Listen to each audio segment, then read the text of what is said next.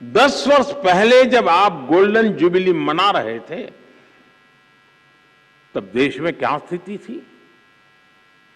तब की सरकार के हर फैसले, हर प्रोजेक्ट सवालों के घेरे में थे। करप्शन के हर केस में पहले के केस से बड़ा होने की होड़ लगी हुई थी। तूने इतना किया तो मैं इतना करके दिखाऊंगा। आज देश में इकोनॉमी की साइज के लिए लाख करोड़ यानी ट्रिलियन डॉलर की चर्चा होती है, लेकिन तब घोटालों की साइज के लिए लाख करोड़ की टर्म मशहूर हुई थी। इतने बड़े बड़े घोटाले हुए, लेकिन आरोपी निश्चिंत थे।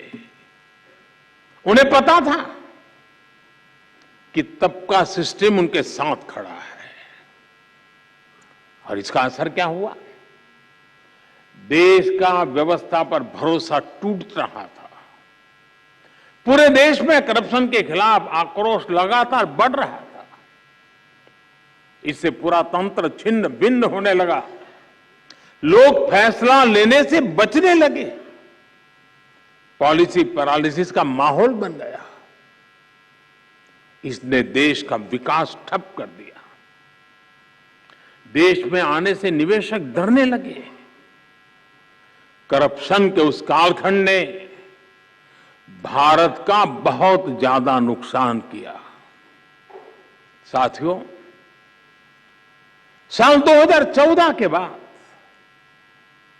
हमारा पहला दायित्व व्यवस्था में भरोसे को फिर कायम करने का रहा।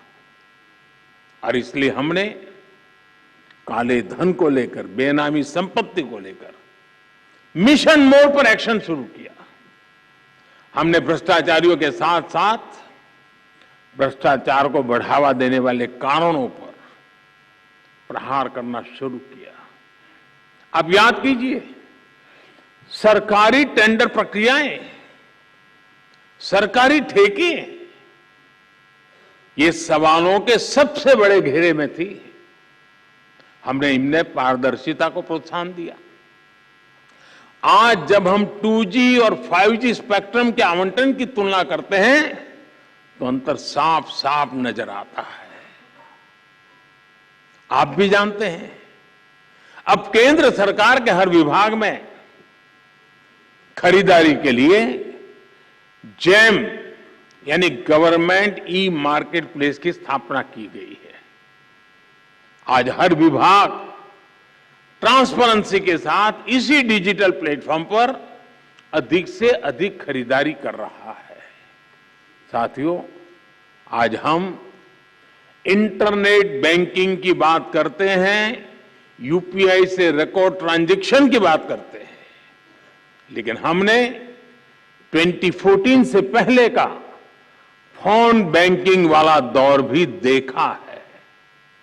ये वो दौर था जब दिल्ली में प्रभावशाली राजनीतिक दलों से जुड़े लोगों के फोन पर हजारों करोड़ रुपए के बैंक लोन मिला करते थे। इसने हमारी अर्थव्यवस्था के आधार, हमारे बैंकिंग सिस्टम को बर्बाद कर दिया था।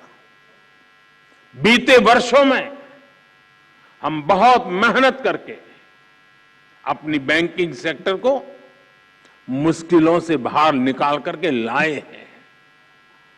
फोन बैंकिंग के उस दौर में कुछ लोगों ने 22,000 करोड़ रुपए देश के बैंकों के लूट लिए और विदेश भाग गए। हमने फ्यूजिटिव इकोनॉमिक ऑफेंडर्स कानून बनाया। अभी तक विदेश भागे इन आर्थिक अपराधियों की 20,000 करोड़ रुपए से अधिक की संपत्ति जब्त की जा चुकी है।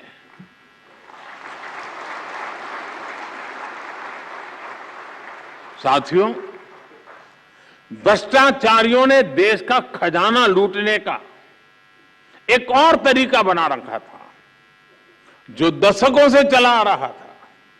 ये था सरकारी योजनाओं के लाभार्थियों से लूट।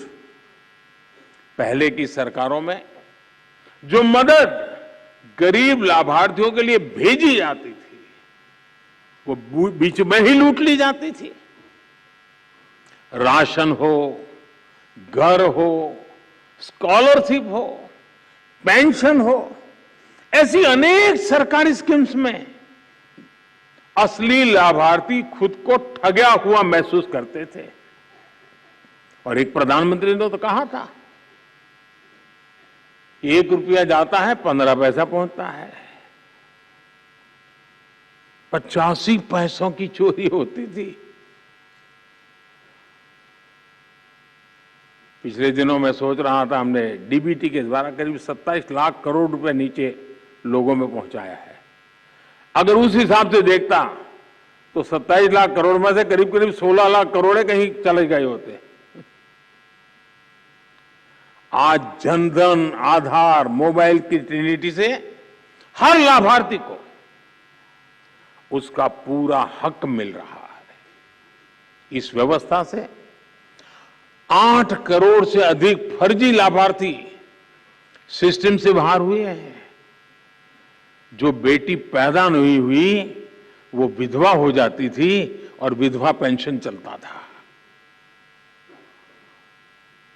डीबीटी से देश के करीब 2.25 लाख करोड़ रुपए गलत हाथों में जाने से बचे हैं। साथियों, एक समय था जब सरकारी नौकरियों में इंटरव्यू पास कराने के लिए भी जमकर के भ्रष्टाचार होता था। हमने केंद्रीय भर्तियों की ग्रुप सी, ग्रुप डी भर्तियों से इंटरव्यू खत्म कर दिया। एक समय में यूरिया के भी घोटाले होते थे। हमने यूरिया में नीम कोटिंग कर इस पर भी लगाम लगा दी। डिफेंस डील्स में भी घोटाले आम थे। बीते 9 वर्षों में डिफेंस डील्स पूरी पारदर्शिता के साथ किया गया है। अब तो हम भारत में ही अपनी जरूरत का रक्षा सामान बनाने पर बल दे रहे हैं।